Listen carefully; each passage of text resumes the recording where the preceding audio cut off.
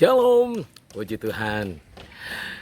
Ya, izinkan saya Pendeta Danang Dinanto kembali menyampaikan pesan Tuhan kepada setiap kita semuanya, dan kiranya ini menjadi berkat buat setiap Bapak Ibu Saudara dan juga menjadi berkat buat saya.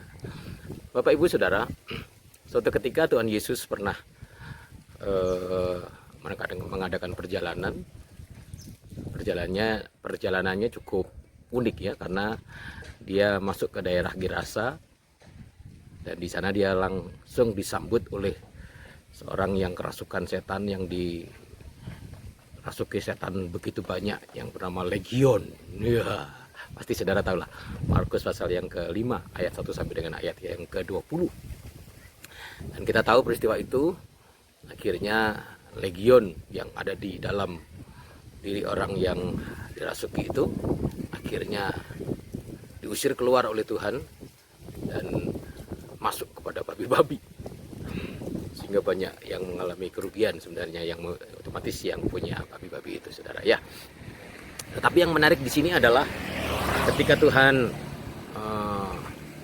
selesai mengusir roh jahat yang keluar dari orang itu sadar, dan kemudian orang itu meminta kepada Tuhan supaya dia bisa mengikut Tuhan.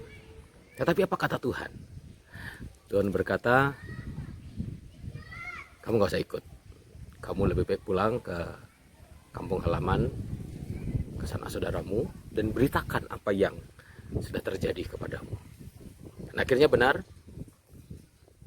seorang yang dirasuk setan yang sudah dibebaskan itu dengan bergelora gitu ya, dengan semangat yang berapi-api, on fire, dia memberitakan firman, memberitakan kesaksian tentang hidupnya kepada banyak orang di daerah Hierapolis. Nah, saudara,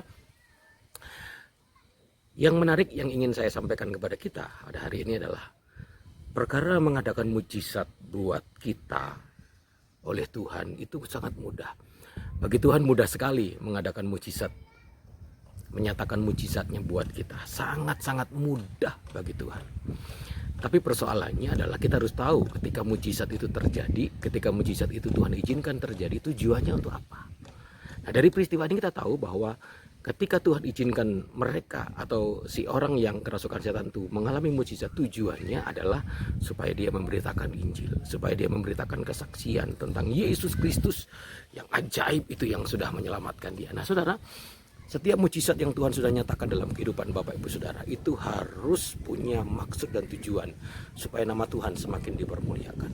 Sehingga ketika engkau sudah mengalami mujizat, sudah menjadi tanggung jawab Bapak Ibu Saudara dan saya untuk menceritakan, untuk menyaksikan kepada orang lain betapa hebatnya Tuhan. Bukan betapa hebatnya kita, tapi betapa hebatnya Tuhan kita.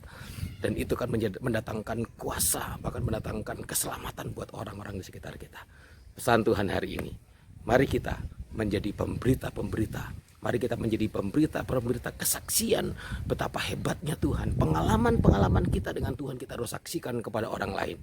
Karena itu akan berdampak besar bagi pelebaran kerajaan surga. Puji Tuhan, Tuhan Yesus memberkati.